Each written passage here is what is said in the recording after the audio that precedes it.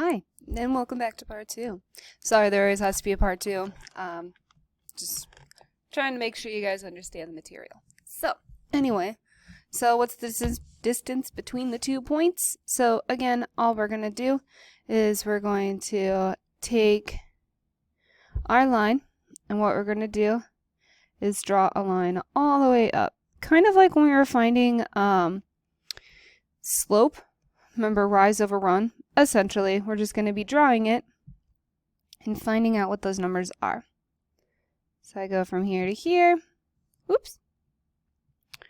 And then if I turn my ruler, you don't have to use a ruler. I'm just trying to get some straight lines. All right, so there we go. I created the triangle. Now I need to figure out how long this side is. So 1, 2, 3, 4, 5, 6, 7, 8, 9, 10, 11, and 12. So this side is 12. And as you can see from -7 to +5, 12. Okay. And then on this side I have 1, 2, 3, 4 boxes. So now I have my two sides. So a squared plus b squared equals c squared. My a, I'm going to say, is 4 squared. My b, I'm going to say, is 12 squared. And then my c is what I'm trying to accomplish. So I know that 4 squared, actually, you know what? I want you to pause this video and I want you to try to solve this on your own. See if we get a perfect number or just a square rooted number. Now that you have done and paused it, 4 squared is 16. Plus, I have 12 times 12, which is 144. Now, does it equal my c squared? Let's see if that's a nice number. 144 plus 16 is going to give me 160. Equals c squared. If you plug it into the calculator, because remember, you will have a calculator on your PFA. If you plug it in, you are going to get approximately, let me write it in a different color, 12.64, so it'd be about 13. Remember, round up if you can. Now let's go review a few more things. So these right here, a lot of you got confused on what the heck to even do.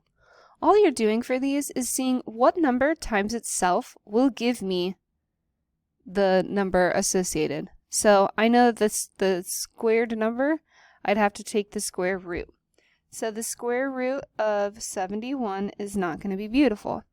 So as an answer, what it's going to have is x equals plus or minus the square root of, oops, what the heck, 71.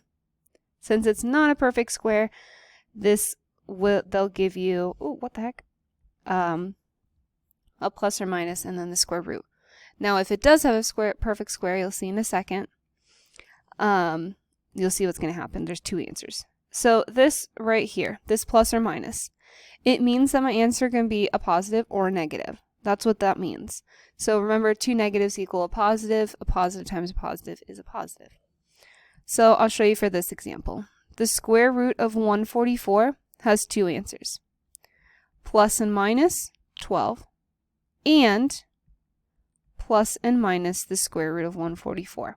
Now, if you see both of these answers, make sure you click both of them. If you don't see it, if you only see one of them, then obviously it only wants that one answer. So now, again, we're going to take the square root. What times itself will give me 16? That's going to be a 4. And in this case, this will be left as the square root of 16 as well. So now, you'll see numbers like this. Cubed roots. So cube root means the number multiplied by a number multiplied by itself 3 times. Is that even possible? Well, the first thing I need to know is that this is not possible at all. There's a negative here. So we can instantly know that that's not possible. Most of the time, it'll leave it as square root of negative 1,728, but most of the time you won't see that there's negatives in there. For this one, what times itself 3 times is going to give me 8? Well, I know that 4 times 4 is 16, so it can't be 4. 3 times 3 is 9. Well, let's see. 2 times 2 is 4. Times 2 again would give me 8. So your answer here would be plus or minus 2 and or plus or minus the cube root. Make sure it has the little 3 here with the 8. Try this last one on your own. Now that you've tried it on your own, what times itself will give me the cube root of, of 12? Well, we just said that 2 cubed is 8.